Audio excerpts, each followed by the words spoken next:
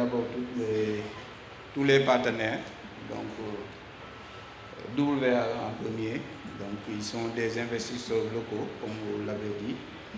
Les partenaires techniques, TALIC, et tout ce qui gravite autour du projet, les ingénieurs conseils. Les partenaires financiers qui sont là, Coris qui nous accompagne depuis le début du projet et tous les autres AFC qui ne sont pas là, mais qui sont les... Donc en fait aujourd'hui nous étions juste venus pour une visite technique, c'est une visite de travail que nous étions venus faire pour nous enquérir de l'état d'avancement de ce projet qui est important. Comme vous le savez, nous allons vers la pointe le mois d'octobre et ce projet-là va participer en tout cas à résorber la demande au mois d'octobre. Donc c'était vraiment le premier objectif, c'était s'assurer que nous serons dans les délais pour que le projet puisse participer à cette pointe-là.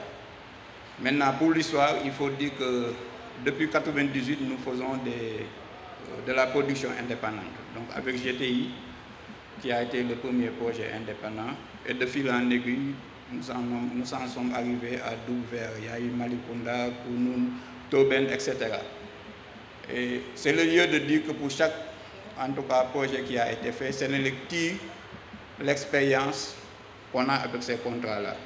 Et comme je le disais tout à l'heure dans la salle de réunion où nous étions en train de suivre le projet, ce projet pour moi fait partie d'un des projets en tout cas le plus abouti en termes de partenariat. Parce que pour les autres projets, on avait l'habitude, moi quand je venais en Sénélec à 1998, l'idée globale c'était qu'un IPP c'est une boîte noire.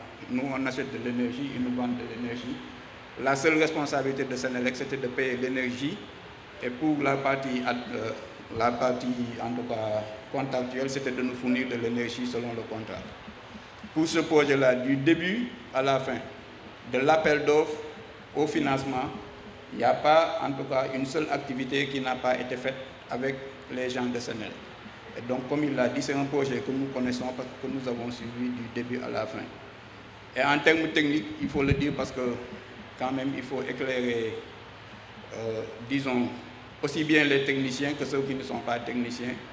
Ce n'est pas parce que la capacité est de 300 MW qu'il faut par ailleurs installer d'autres centrales qui font cette capacité. Vous l'avez visité aujourd'hui, on ne va mettre en place qu'une seule turbine. On ne va en tout cas mettre en marche qu'une seule turbine de 100 MW. Donc bien que ça soit une capacité de 300 MW, elle est composée de 3 parties.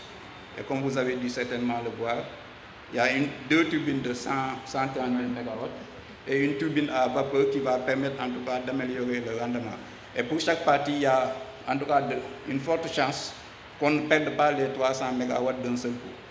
Tout ça pour dire en fait qu'un projet, quand nous le faisons quand même, Sénélec prend les garanties pour faire les études nécessaires pour être sûr que le projet s'intègre globalement dans notre mix énergétique.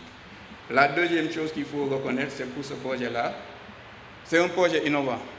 Donc projet innovant dans le sens où ce sont des investisseurs locaux. Pour tous les autres IPP que vous avez aujourd'hui, en tout cas pour l'essentiel, ce sont des investisseurs étrangers qui viennent, qui construisent le projet et pour lequel, comme j'ai dit, on a une relation contractuelle d'achat, on achète et ils nous vendent.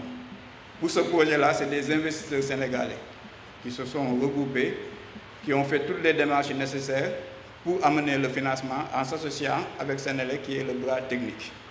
Donc, au-delà du fait que ce projet va en tout cas apporter un plus sur la stratégie gaz sous Pao, parce que ça sera l'une des plus grosses centrales où on va utiliser presque la majeure partie du gaz, donc qui à terme va permettre de réduire le coût d'électricité.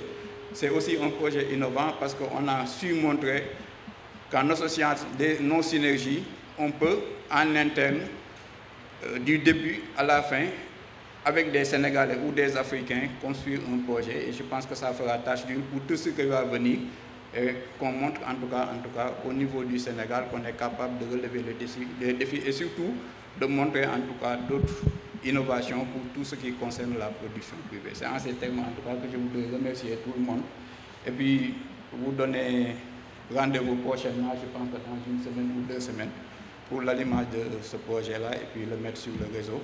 Et en espérant que dans les prochains mois, on trouvera le gaz nécessaire pour alimenter, in fine, réduire les coûts de l'électricité. Parce que c'est ça aujourd'hui notre mission. Notre mission, c'est de faire en sorte que le coût de l'électricité soit le plus bas possible pour que les usagers puissent en profiter. Donc merci à vous tous d'être venus en tout cas participer à cette visite.